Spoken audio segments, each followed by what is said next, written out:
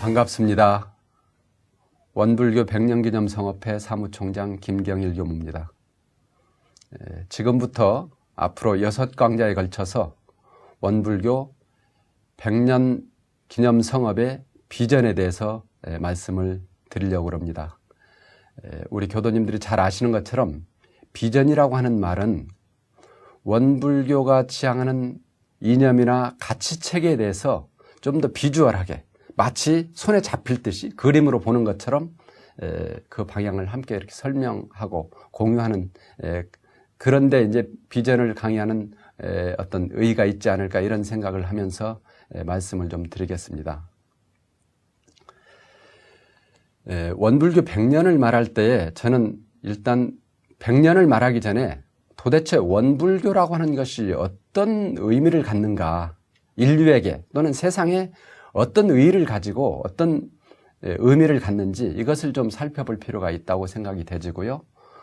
또 원불교를 말할 때 원불교라고 하는 어떤 종교 운동이 어느 날 갑자기 하늘에서 뚝 떨어진 것이 아니고 원불교라고 하는 어떤 이런 종교 운동도 인류의 어떤 문명사적인 맥락 속에서 나오는 거거든요.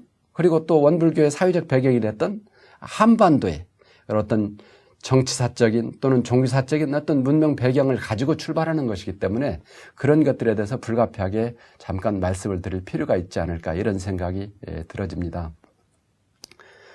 1860년대 19세기 후반 원불교가 출현하기 직전에 우리 조선 사회는 그야말로 엄청난 소용돌이에 휘말려 있는 때입니다.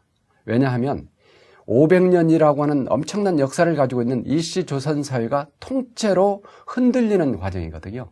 그때가 이제 서양에서 서양 문물이 전해지고 기독교가 전해지면서 불교와 도교와 또는 조선을 지배하고 조선의 중심 가치가 됐던 조선의 어떤 그런 그 주자 성리학 이런 것들이 근본적으로 도전을 받게 되거든요. 그러면서 정말로 무기력한 모습을 노출하게 되고요.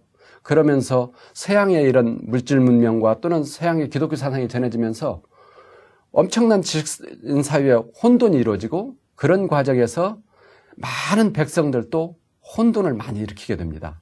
그래서 그때 대표적인 사례들을 보면 수많은 밀란이 일어나죠. 수백 회의 밀란이 일어났다고 이렇게 역사가 기록을 하고 있습니다. 그런 어떤 사회적 배경, 정치적인 배경, 종교적인 배경을 두고 정말로 중요한 어떤 그런 그 인류 문명 운동이 시작되는데요. 그 선두주자에 누가 계시냐면 동학의 수훈 최재우 선생님이 계십니다. 수훈 최재우 선생님은 원래는 유교 집안에서 유교를 학문하면서 이렇게 성장을 했지만 그러나 어느 날 하늘로부터의 어떤 계시를 받고 깨달음을 얻고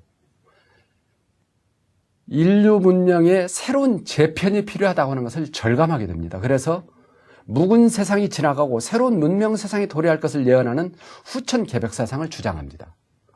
후천개벽이라고 하는 말은 말 그대로 후천이란 말은 묵은 세상 또는 지나가는 세상을 말합니다. 과거의 세상을 말하죠. 그러니까 과거의 세상이 지나가고 묵은 세상이 지나가고 그런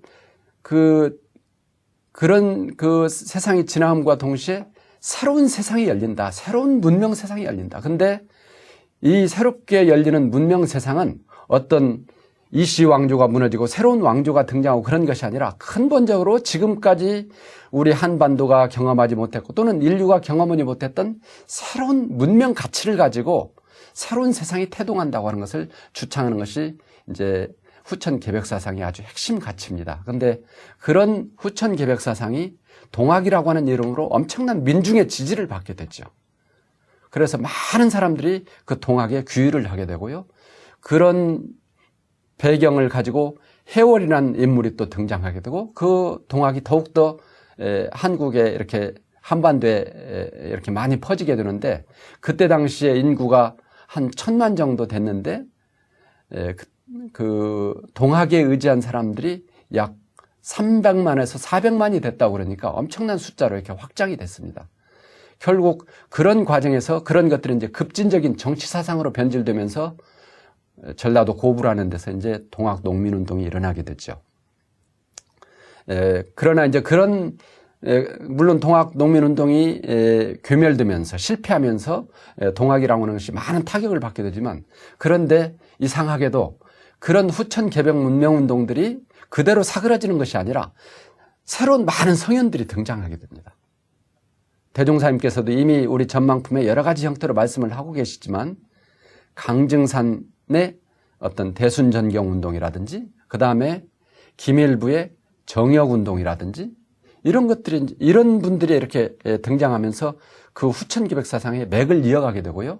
결국은 그것이 훗날 소태산 대종사라는 분에 의해서 전라남도 영광에서 1916년에 큰 깨달음을 이루시고 불법연구회라고 하는 이름을 가지고 문명운동이 시작됐죠. 이것이 이제 우리가 말하는 원불교 운동의 시작입니다.